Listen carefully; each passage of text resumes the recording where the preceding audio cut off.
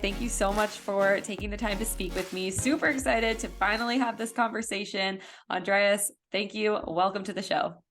Thank you. Thanks for having me. Yeah, well, let's kick things off. Maybe you could tell listeners a little bit about yourself and a little bit about your background. How'd you get started in venture capital?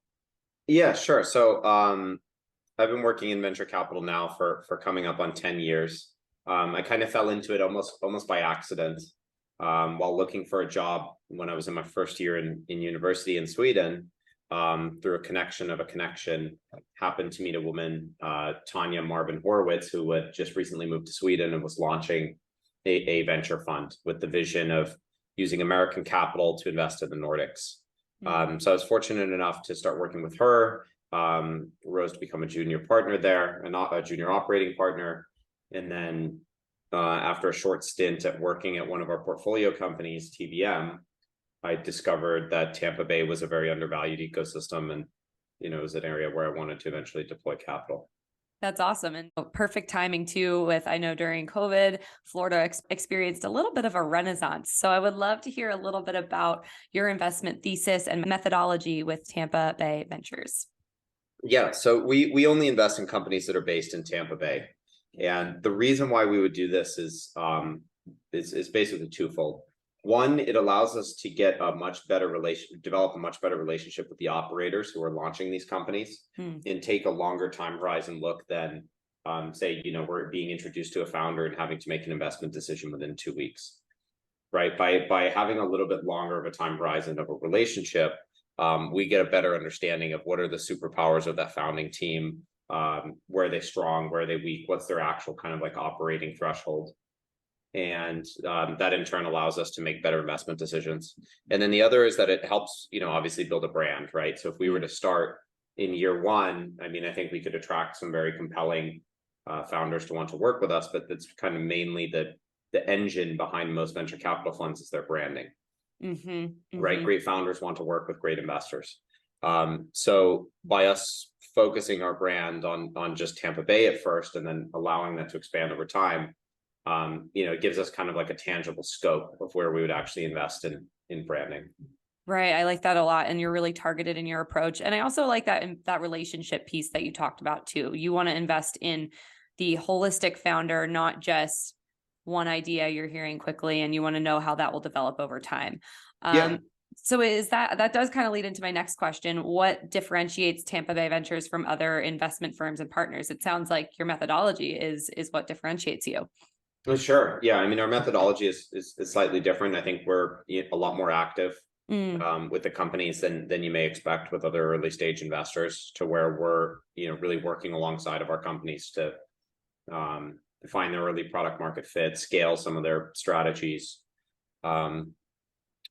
just kind of using some of the things that we're learning across the portfolio and applying them inside of each individual company to give them the best chance of success. And have you seen that is true, or?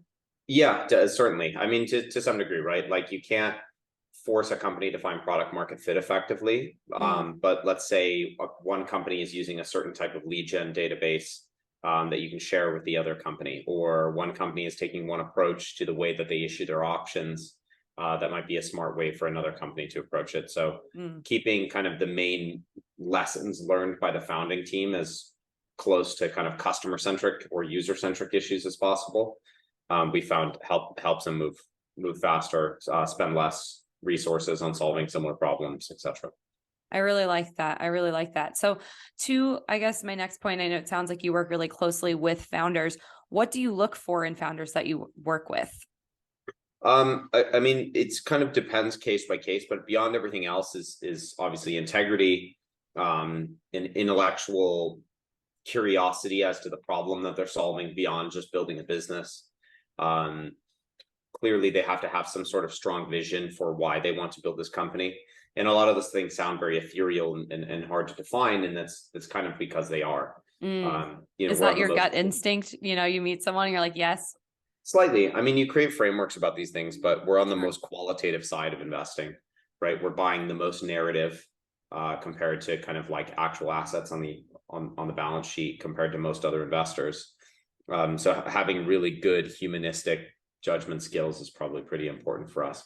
100%. Yeah. And that does tie into, again, the way that you work holistically with founders. So I would love to chat a little bit about our current environment in the investment space. So what advice or, motivational words do you have for founders who are trying to achieve certain funding goals? I know it's difficult right now in this environment. Yeah, I mean, I think the reality is that a lot of business models that were propped up upon buying cheap growth probably aren't going to work. So, obviously extending kind of the obvious things like extend your runway as much as possible, be ready to take more dilution if you need capital than you were previously. Don't make the mistake of trying to find the cheapest source of capital at all times, because you could run out of time horizon on that. But then also just like going back to small experimentation as much as possible, right? Not pursuing assumptions, trying to use small kind of hacky versions of experimentation to test, is this the right person to hire? Is this the right role to hire? Is this an area where we should be investing for growth?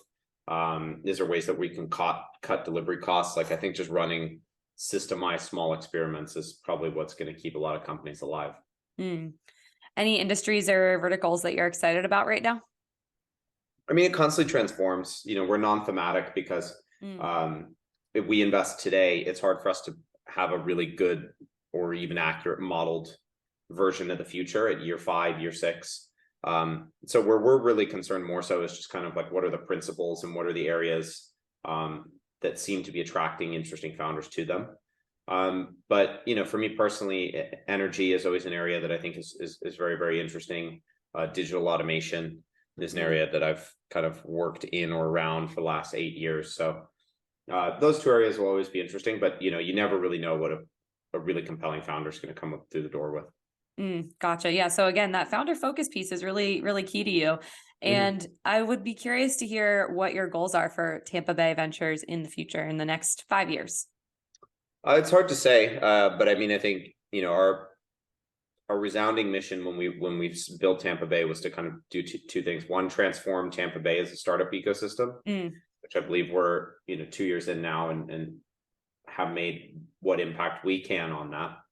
The other piece is to have the name Tampa Bay on the capitalization table for some of the biggest and best companies in the world.